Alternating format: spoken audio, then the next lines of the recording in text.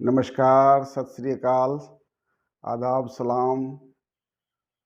आज आप लोग का दिन और मंगलमय हो, खुश रहें।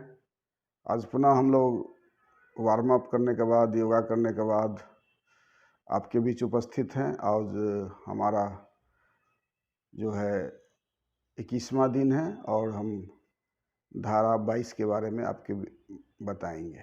तो आप लोग का जो कमेंट आ रहे हैं और आप लोग लगातार विभिन्न सोशल मीडिया के माध्यम से आप बता रहे हैं कि ये महत्वपूर्ण कदम है और जो विभिन्न धाराओं का आप लोग का ज्ञान हो रहा है, आप जो है एम्पावर हो रहे हैं, आप सशक्त हो रहे हैं और इस धाराओं को अपने जीवन में उपयोग कर रहे हैं और अधिकार पाने के लिए। तो चलिए हम धारा 22 के बारे में बताते हैं। धारा 22 जो है ये बताती है कोई भी संस्थान, क्योंकि लगातार हम लोग बता रहे हैं नियोजन से संबंधित। धारा 20 नियोजन में विभेद नहीं करना, धारा 21 है इक्वल अपॉर्चुनिटी, धारा 22 है कि जो भी दिव्यांग जन उनके यहाँ काम कर रहे हैं, सरकारी हो या गैर सरकारी हो या किसी तरह का नियोजन है, अगर दिव्यांग व्यक्ति हैं तो उनके रिकॉर्ड्स को मेंटेन करना है।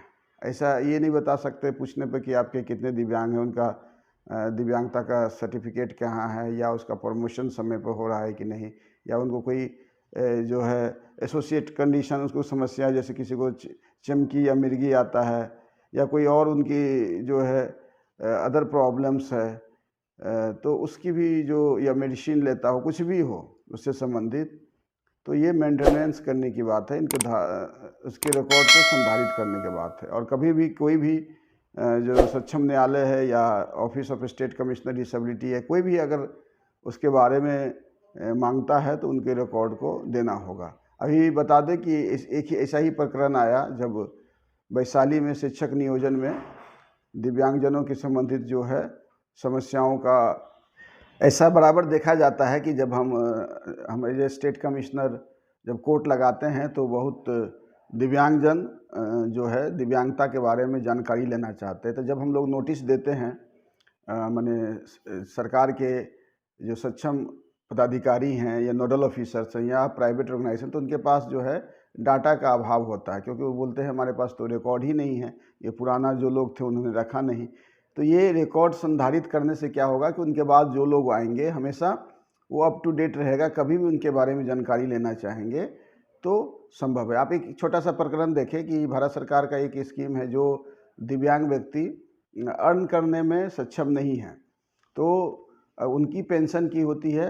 बिहार सरकार में भी ऐसा व्यवस्था है कि अगर माता पिता के रहते हुए अगर वो डिक्लेयर कर देते हैं रिटायरमेंट से पहले कि हमारे यहाँ कोई उनके यहाँ बच्चियाँ या बच्चे या जो भी परिवार को कोई सदस्य दिव्यांग हो गए, वो अपना जीविकोपार्जन नहीं कर सकते हैं, तो उनका पेंशन क्या होता है कि एक तो उसके पिता या माता के जो है डेथ हो जाने के बाद उसके जो बाद जिनको वो नॉमिनेट किए हैं, नॉमिनी हैं, उनको मिलता है।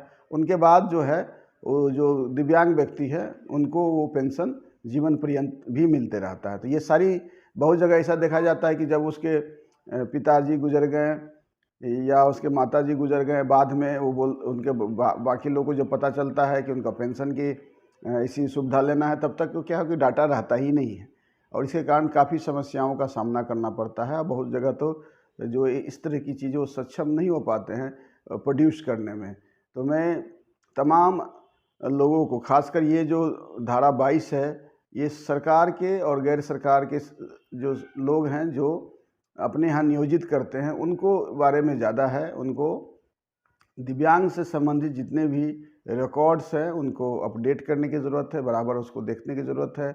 अगर परसेंटेज बढ़ता या घटता है उसकी ज़रूरत है, क्या क्या लाभ उनको मिल रहा है उनकी भी ज़रूरत है कि उनके फाइल्स में वो डालें। उनके यहाँ कितने लोग काम करते हैं, अक्सर देखा जाता है बैंक में पूछा जाता है कि आपके यहाँ कितने रोस्टर्स का पूछा जाता है कि जो आपका नियोजन हुआ उसमें रोस्टर्स जो है आपका पालन किए हैं कि नहीं, उनके पास डाटा ही नहीं रहता है।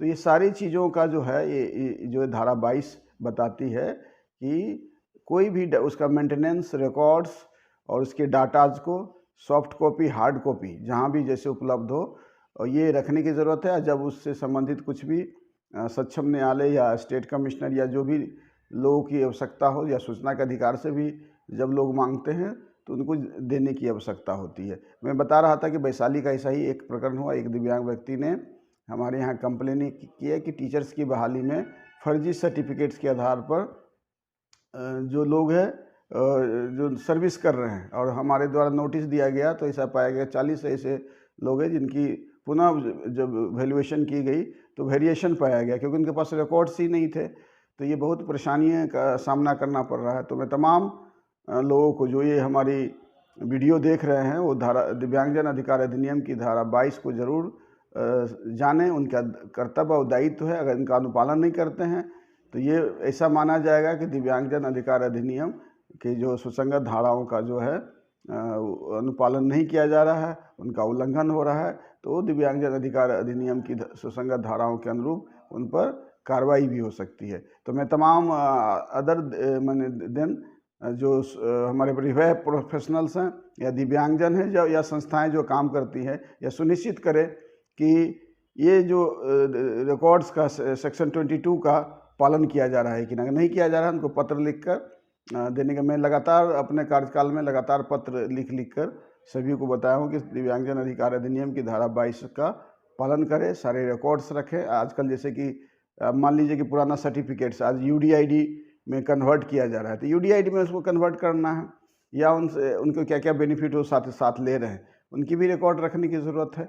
तो इससे क्या होगा कि उनके रिहेबिलिटेशन के, उनके पुनर्वास में और दिव्यांगजन अधिकार अधिनियम को अनुपालन में सहूलियत मिलेगी।